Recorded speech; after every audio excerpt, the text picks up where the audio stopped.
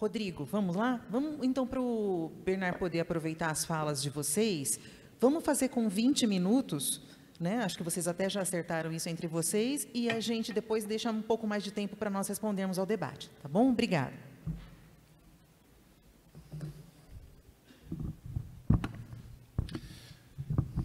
Bom dia a todos. O som está ótimo.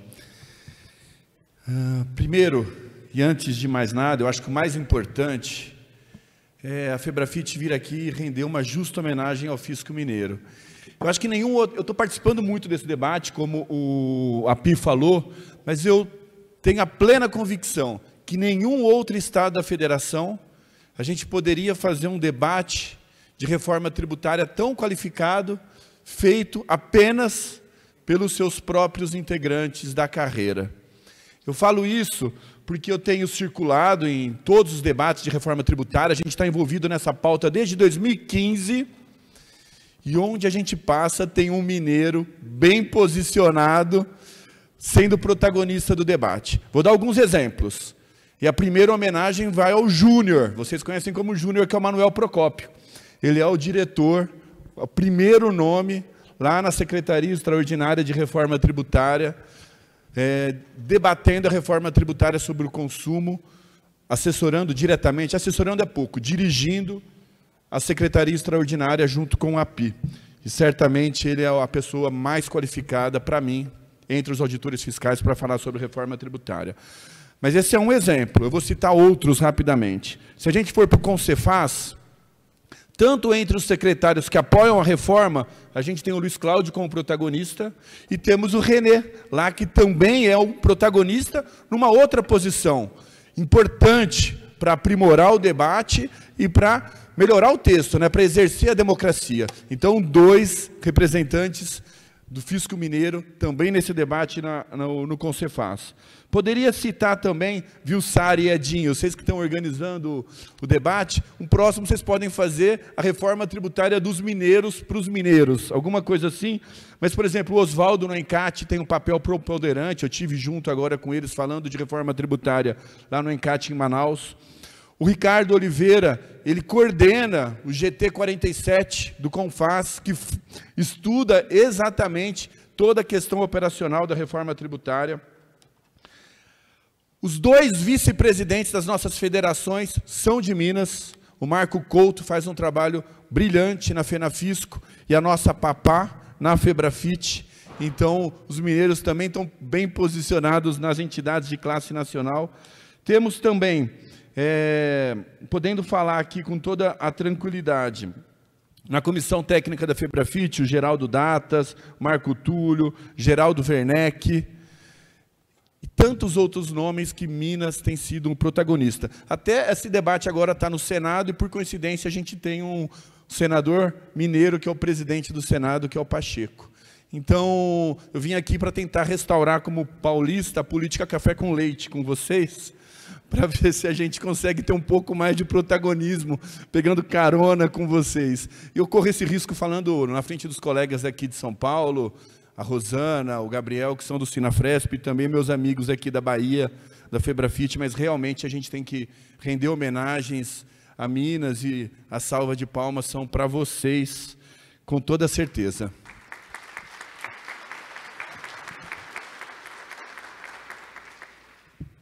Bom, vamos falar sobre reforma tributária agora e sobre o fisco.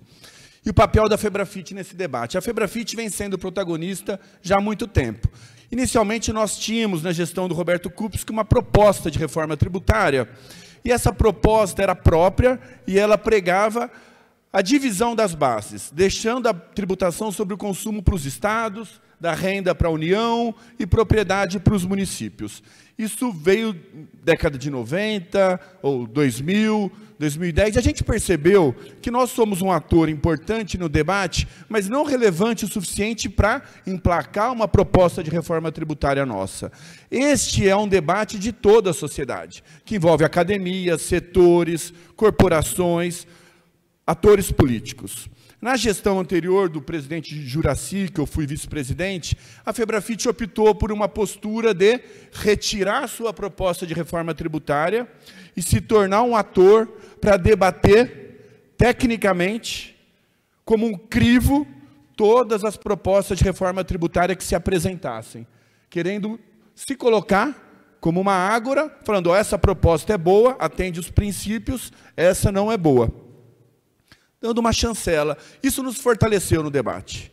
Essa postura, vejo hoje, olhando em retrospecto, que ela foi muito acertada, na medida que a Febrafit pôde ter espaço. Quando você tem uma proposta, você entra numa posição de antagonismo. É a minha proposta contra a sua.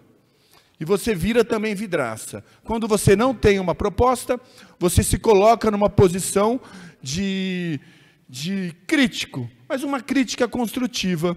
E isso que a Febrafit se propôs, mais do que se colocar como avalista das propostas, se colocou também de uma forma propositiva, sabendo que uma hora a reforma tributária iria sair. E que a pergunta principal é: como podemos melhorar a reforma que virá? Como podemos melhorar o sistema tributário? Isso também lastreado num diagnóstico claro para nós, que operacionalizamos o sistema tributário. Nós estamos no centro, dentro do furacão, com a sua máxima intensidade, nesse manicômio tributário, né, tentando operacionalizar um sistema tributário que é disfuncional, perverso, anacrônico, e a gente sente isso com a nossa imagem pública. A gente tem a clara percepção que a nossa imagem pública é desgastada por nós aplicarmos uma legislação tributária que ela não funciona, que ela depõe contra a economia, depõe contra a sociedade, e esse desgaste vem para a nossa imagem pública. E a gente tem a clara percepção que não temos o justo reconhecimento pela função pública essencial que exercemos. Então, com esse diagnóstico, a gente falou, olha, é importante uma reforma tributária. A gente precisa de um modelo tributário mais simples, mais funcional, e o API já tratou do modelo. Mas eu quero trazer para vocês, basicamente, o que muda, né? Porque muita gente fala, a gente já tem um IVA no Brasil, o ICMS. Não, o ICMS está longe de ser um IVA. Ele é, no máximo, uma tentativa de ser um imposto não cumulativo. Mas nem para isso ele se presta. Porque ele, simples nacional, substituição tributária, vários mecanismos, isso dá direito a crédito, isso não dá. Energia elétrica no escritório não dá direito a crédito, energia elétrica do mesmo contribuinte no setor fabril dá direito a crédito. Isso daí não é não cumulatividade. Então, para ser um IVA, precisa ter não cumulatividade plena, tributação no destino e base ampla. 3 premissas essenciais. E o ICMS não preenche plenamente nenhuma das 3. Porém, quando trazemos um IVA, e aí eu vou trazer já para a discussão da administração tributária, essas 3 premissas ela têm impactos fortes na forma de fiscalizar. A não cumulatividade plena, ela favorece. Eu acredito que um modelo onde tudo dá direito a crédito e tudo dá direito a débito, simplifica enormemente a função da fiscalização. Porque nós gastamos muitas horas fiscais com o esforço de interpretação da legislação tributária, tanto nós quanto os contribuintes. E isso só está gerando litígio. Nós somos o campeão mundial, 75% do PIB em contencioso tributário, administrativo e judicial. Não tem precedentes no mundo nessa ordem de grandeza. E a função do fisco, certamente, não é gerar contencioso, gerar custo para a sociedade e para o Estado, e sim arrecadar. Essa é a nossa função, trazer recursos para o erário, para que o Estado possa implementar as políticas públicas, especialmente num país com tanta desigualdade quanto o nosso. Então, a não cumulatividade favorece. Segundo, base ampla. Não separação de bens e mercadorias de serviços. Nesse quesito, eu também vejo que o fisco estadual ganha. Hoje, nós estamos perdendo base. O ICMS está erodindo, na medida que os contribuintes, por ter uma base menor uma tributação menor no ISS do que no ICMS. Todas as teses jurídicas que são entradas no judiciário são para migrar para o ISS, todas as forças legislativas dos atores políticos, dos contribuintes, é para migrar para uma tributação menor, e a gente vem perdendo base. Quando junta, eu vejo que o fisco estadual, ele tem, primeiro, administrações tributárias muito bem organizadas. Eu não temo essa junção de fiscalização com o fisco municipal. Nós temos tribunais administrativos, temos nota fiscal eletrônica, o fisco estadual é protagonista na fiscalização, especialmente também em tecnologia, e nós temos a expertise na tributação não cumulativa, mais do que o fisco municipal e até que o federal. Me perdoa o Rony, que está aqui, que é representante da Receita Federal, mas a Receita Federal ela se esforça bastante no imposto de renda, tem muitos tributos, e nós temos um foco, né, nessa tributação do ICMS. Eu acho que a gente traça uma expertise para esse tipo de fiscalização que o fisco municipal não tem. Bom, e a terceira é a tributação no destino, e essa é a mais disruptiva, porque hoje um contribuinte no território mineiro é fiscalizado por um fisco mineiro, e o recurso gerado daquela fiscalização vai para o erário de Minas, em grande parte, porque a tributação é na origem. A partir do momento que vai para o destino, muda essa lógica, sendo que uma empresa em Minas ela tem que recolher para os cofres públicos de todos os estados e todos os municípios que ela transaciona. Ela ficaria sujeita à fiscalização de todos esses sujeitos ativos, que têm competência de instituir, de fiscalizar esse tributo. Por isso, pela tributação no destino, pela não cumulatividade plena, foi necessário o Conselho Federativo, como o API trouxe. Quero dizer que a FEBRAFIT, ela indicou colegas nossos para participar dos grupos técnicos de discussão. Nós não temos em nenhum momento nos furtado do debate. Pelo contrário, por não termos uma proposta própria e por sermos avalistas, nós somos chamados para contribuir e para dar a nossa opinião. Então, nós participamos do CECIF, o API estava lá na ocasião. Então, por exemplo, o cashback que ele disse é uma sugestão que veio nossa. Na época era o Giovanni Padilha, um colega que é auditor fiscal do Rio Grande do Sul, que a gente levou no CECIF. Eu lembro bem da expressão do API, quando ele estava ainda montando o modelo da PEC 45, ele falou, olha, essa era a peça que faltava no nosso quebra-cabeça, porque a gente tinha um modelo, mas a gente não sabia como atacar a regressividade. E o cashback possibilita mesmo a simplificação junto com a progressividade.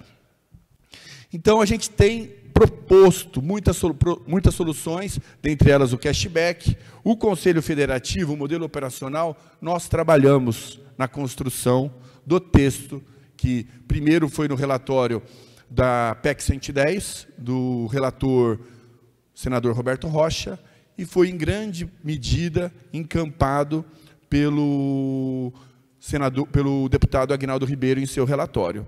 E ele traz, para eu tratar nesses minutos finais, grandes avanços para o fisco.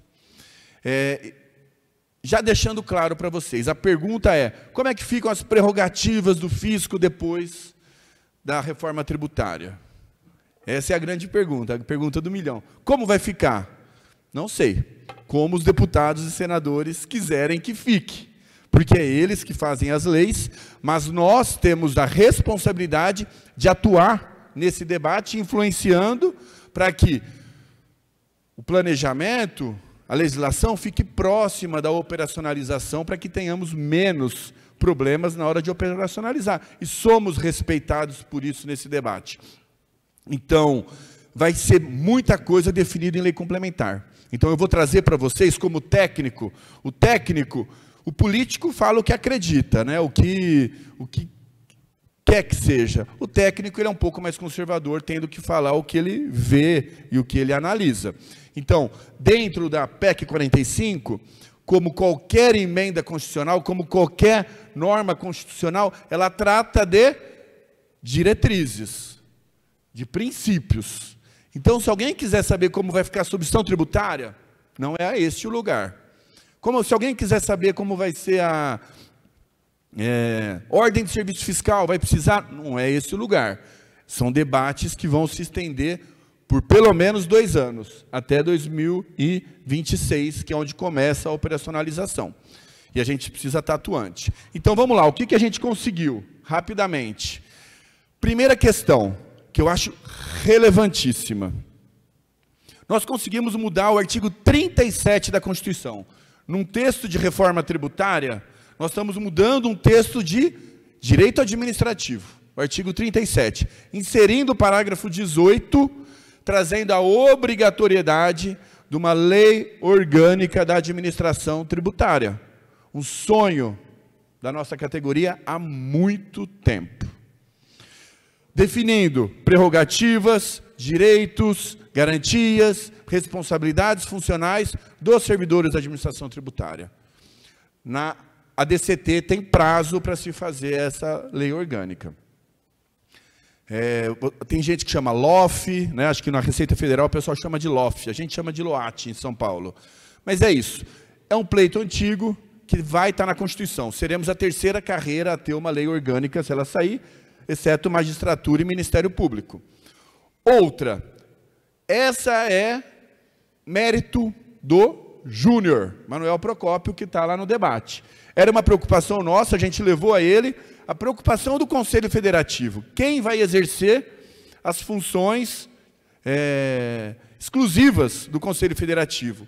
Colocou-se lá que o Conselho Federativo tem que ser exercido as funções exclusivas por carreiras exclusivas dos auditores fiscais e procuradores de Estado. Blinda o Conselho, porque quando se cria um novo órgão, sempre gera-se uma preocupação. Vai ter um novo concurso para esse novo órgão, a gente vai ficar como subcarreira, ou vai ser terceirizado, vai vir pessoas externas, alheias ao fisco para coordenar? Não. É claro que tem uma instância política, que são os conselheiros. Os conselheiros são indicados do governador, como é hoje. Toda a Secretaria da Fazenda responde para um secretário de Fazenda e um secretário adjunto, que não necessariamente são da carreira. Algumas vezes são e outras não. O René é. O Gustavo, acredito que não. Então, o São Paulo, não. Então, o governador, o poder político instituído pelo voto, vai continuar tendo essa prerrogativa. Mas eu acredito que num debate amplo entre os pares, a tendência é cada vez mais ser indicados atores técnicos, porque a discussão será muito mais técnica, num órgão com 54 conselheiros. E a gente sai também de uma estrutura vinculada ao governador para uma estrutura de Estado, uma estrutura que vai fazer políticas públicas sem responder para nenhum ente político diretamente, não é uma pessoa, não é centralizado, tem uma governança colegiada. Uma governança colegiada, a tendência de decisões pessoais, não republicanas, que visem o interesse de uma determinada empresa, um determinado setor, é muito menor, porque é uma discussão nacional. Então, eu vejo que a gente também elevará o nível de discussão do Conselho. Quem mais? Não adianta falar num Conselho interfederativo, que não responde para nenhum governador, se não tratar das prerrogativas desse Conselho. Está lá na PEC, artigo 156b, que esse Conselho terá autonomia técnica, financeira, orçamentária e administrativa. É relevante, é um importante ponto para a nossa carreira. Se juntar autonomia com LOAT, era a PEC 186, que a gente ficou 10 anos tentando e não conseguiu. Ela vai perder o objeto, se aprovar, pelo menos para o Conselho. Por fim, não adianta falar em autonomia financeira e orçamentária se não tiver fonte própria de recursos. Colocamos também na PEC que esse Conselho vai ter um percentual do imposto da arrecadação do IBS destinado à manutenção desse Conselho. Efetivando o que temos hoje, que é o artigo 167.4 da Constituição, quando fala que o recurso de imposto é não vinculado, exceto para saúde, educação e administração tributária. Saúde, educação e administração tributária. A administração tributária a gente não tem. Saúde e educação já tem. Então, a gente finca a bandeira também neste ponto que é importante. Olha, pelo tempo, eu tinha preparado para 30 minutos, eu vou encerrar aqui, espero voltar a perguntas. E eu já deixo para vocês fazerem as perguntas. A FEBRAFIT também vê com bons olhos, o texto aponta na direção de um modelo tributário melhor. A gente está construindo na PEC mínimas garantias para o fisco, mas a gente também debateu no Conselho da FEBRAFIT pontos de aprimoramento. E a gente tem trabalhado com 4 pontos, ao menos, que a gente precisa aprimorar no texto da PEC, para que a gente tenha uma administração tributária altiva, autônoma, com pacto federativo e isonomia. E esses pontos eu vou trazer no debate. Por fim, espero que a FEBRAFIT esteja honrando o fisco brasileiro, orgulhando, assim como o fisco mineiro orgulha a nossa federação. Muito obrigado.